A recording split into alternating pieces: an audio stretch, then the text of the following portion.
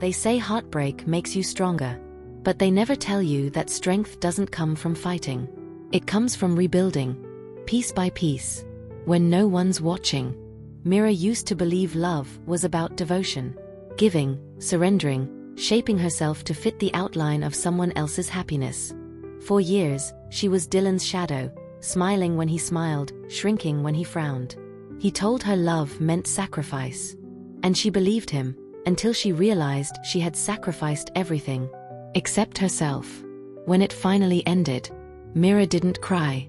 She just stood there, staring at the space where his shoes used to be, wondering why the silence felt louder than his voice.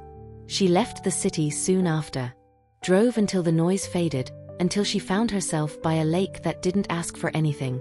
There, she accepted her first project in months.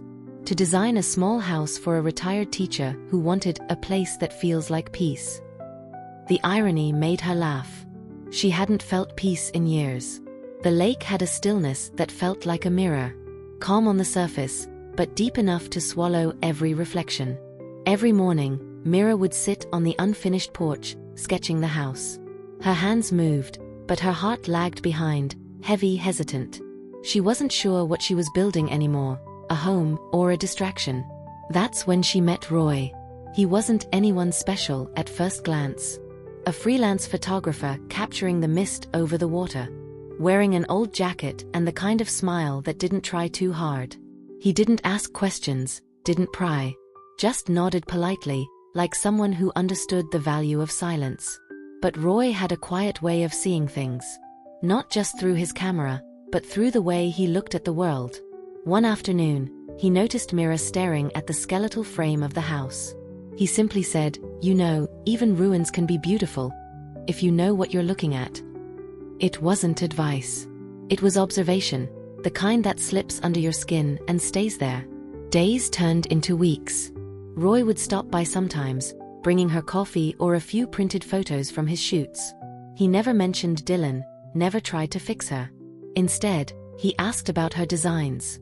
Why she chose open spaces, why she loved glass walls, why every corner of the house seemed to crave sunlight. It took Mira a while to realize. She was talking about herself every time she answered him. The open spaces were her need for freedom. The glass walls, her hunger for transparency.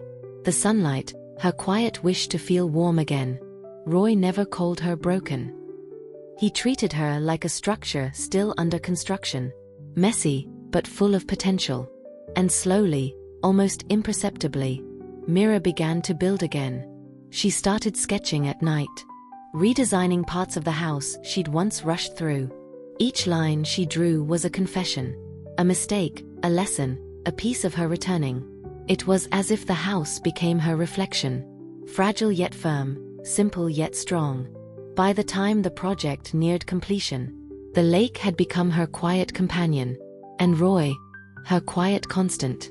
One evening, as the golden light spilled across the water, Mira stepped back from the finished frame of the house. For the first time in years, she smiled, not for someone else, but for herself. Roy stood a few meters away, camera in hand. He didn't call out to her. He just lifted his lens and captured the moment. The way her hair caught the wind, the soft curve of her smile, the posture of someone who had finally stopped running from her own heart. Later that night, Mira sat alone by the lake. The house stood behind her, not perfect but alive. She whispered softly into the dusk, as if speaking to the version of herself that once begged for someone to love her. "You're safe now." There was no reply, only the sound of water brushing against the shore, and the faint click of Roy's camera somewhere behind her. It wasn't love yet. Maybe it would never be. But it was enough. To be seen, to be still, to be building again. Months passed. When the house was finally finished, Mira placed her final touch. A small inscription on the cornerstone. "For what I was born to build." She didn't tell anyone what it meant. But when Roy visited on her last day, he seemed to understand without words. He took one last photograph. Mira standing in front of the home she designed. Sunlight spilling across her face. No posing, no perfection. just a quiet woman who had learned to begin again. She turned to him and smiled, a smile that said thank you and goodbye at the same time. Roy lifted his camera, clicked once, and let the silence say everything else. In the end, she didn't rebuild a house. She rebuilt her life, brick by brick, breath by breath. And maybe that's what love really is. Not losing yourself in someone else, but finding the courage to become the architect of your own tomorrow.